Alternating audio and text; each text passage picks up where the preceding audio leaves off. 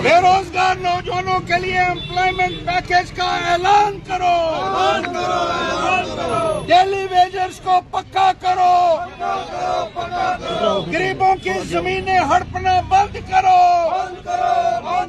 गरीबों की जमीनें हड़पना बंद करो, लोगों की पेंशनें बहाल करो, गरीबों की पेंशनें बहाल करो, नरेंद्र मोदी होश में आओ, रियासत का दर्जा बहाल करो, दो तार पीछे से धक्के ही हमारा यहाँ पे ये तो बात है।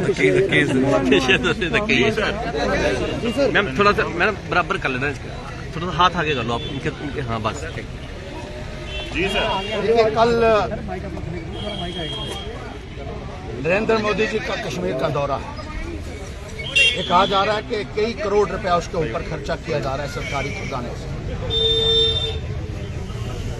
गाड़ियों का खर्चा, वहां पोडियम बनाने के खर्चे, लोगों को वहां तक पहुंचाने के खर्चे, लोगों को वहां का रिफ्रेशमेंट के खर्चे सरकारी खजाने से। इसी तरीके से जम्मू में भी एक उनका प्रोग्राम हुआ था चंद दिन पहले, जिसमें करोड़ों रुपए का खर्चा हुआ था। क्या सरकार इसके ऊपर एक वाइट पेपर निकालेगी कि कितना खर्चा हुआ, कितनी गाड़ियां लगाई गई, कितने मुलाजमों को जबरदस्ती यहां लाया गया इन जलसों में, और कितने होर्डिंग लगाए गए, कितने अखबारों में ऐड दिए गए। करोड़ों रुपए के तो सिर्फ अखबारों में ऐड लगाए गए। ये करोड़ों और अरबों रुपया जो खर्चा किया जा रहा है उनकी रैली के ऊपर, पॉलिटिकल रैलीज के ऊपर। मैं पॉलिटिकल रैली कहूंगा क्योंकि जम्मू में भी उन्होंने ये कहा कि मुझे 370 सीटें दीजिए। मुलाजमों को इकट्ठा करके आप ये भाषण कर रहे हैं कि आपको 370 सीटें दीजिए। क्या ये पॉलिटिकल रैली नहीं है? और जो खर्चा हुआ है, इस खर्चे से जम्मू कश्मीर के तमाम डेली वेजर पक्के हो सकते थे, लेकिन उनके बारे में कोई भी बात प्रधानमंत्री महोदय ने नहीं की। रियासत का दर्जा हमसे छीन लिया गया। किस लिए छीना गया, इसके लिए भी आपको जवाब देना होगा, क्योंकि आज तक इतिहास में कभी नहीं हुआ कि किसी रियासत को डाउनग्रेड करके उसको यूनियन टेरिटरी बनाया गया। पहली बार ऐसा हुआ है। किस लिए हमारा दर्जा घटाया गया? हमारी स्टेटहुड बहाल होनी चाहिए। महाराजा हरि सिंह जी ने बहुत मेहनत से और बहुत कुर्बानियां देकर इस रियासत को इस मुकाम तक पहुंचाया। उन्होंने हमारे अधिकारों को सुरक्षित करने के लिए, जमीनों के लिए बचाने के लिए और यहाँ के रोजगार को बचाने के लिए कानून बनाया, स्टेट सब्जेक्ट लॉ बनाया आपने, वो भी खत्म कर दिया। और बाहर से, यूपी और बिहार से लोगों को लाकर यहाँ जम्मू कश्मीर में नौकरियां दी जा रही है। हमारा नौजवान जो है वो सड़कों के ऊपर बैठने के लिए मजबूर है। इतनी पढ़ाई लिखाई करने के बावजूद भी हमारे नौजवानों को नौकरी नहीं है। क्या प्रधानमंत्री महोदय जी आप आ रहे हैं, आप कल क्या आप ऐलान करेंगे कि जम्मू कश्मीर के 5 लाख नौजवानों को एक एम्प्लॉयमेंट पैकेज दिया जाए और उनको नौकरी दी जाए? जो वादा आपने 10 साल पहले किया था और उस वादे के ऊपर आपने नौजवानों के वोट हासिल किए, लेकिन उन नौजवानों को आपने सड़कों के ऊपर बैठने के लिए मजबूर कर दिया।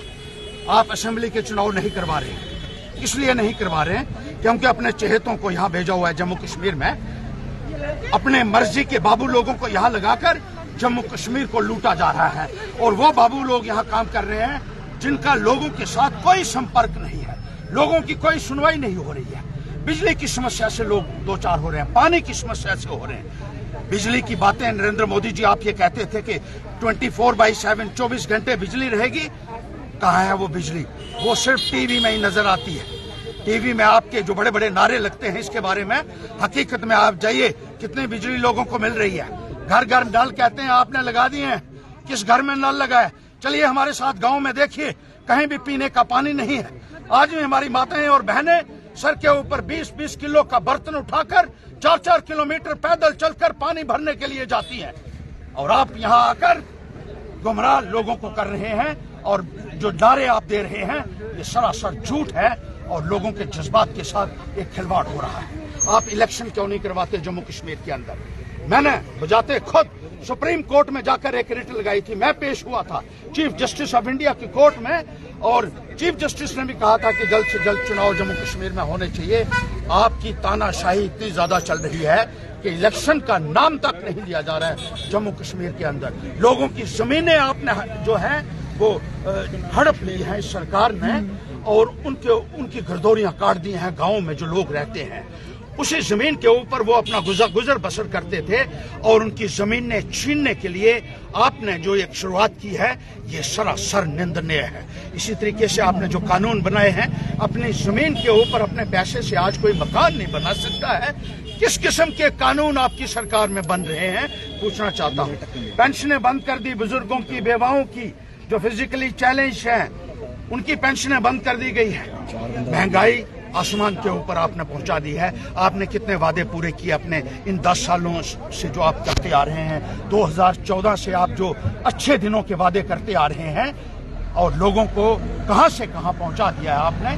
आप कश्मीर में रैली कर रहे हैं, आप ऐलान कीजिए, वहां नौजवानों के लिए ऐलान कीजिए कि आप मुलाजमत के लिए एक पैकेज जम्मू कश्मीर के नौजवानों को देंगे। स्टेटहुड को वापस करने का ऐलान कीजिए कि स्टेटहुड जम्मू कश्मीर से जो छीनी गई है वो बगैर किसी जस्टिफिकेशन के छीनी गई है, और वो दर्जा बहाल होगा। ये आप कश्मीर से ऐलान कीजिए। आप सिर्फ 370 सीटों के अलावा आपको कुछ नहीं चाहिए। इस सत्ता की भूखी भारतीय जनता पार्टी को सबको मिलजुल कर उखाड़ फेंकना होगा आने वाले वक्त में, और इसीलिए ये पैगाम लेकर हम जगह जगह जा रहे हैं। हर्षदेव जी, 12 तारीख को इलेक्शन कमीशन का जम्मू का दौरा है, उसमें क्या कांग्रेस पार्टी का डेलीगेशन बिल्कुल मिलेगा और बताएगा किस तरीके से अफसरों को लगाया हुआ है पॉलिटिकल एक्टिविटीज में।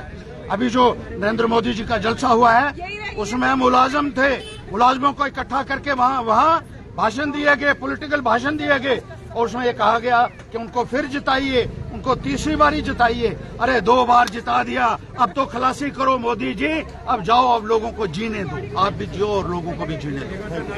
दृश्य जो है वो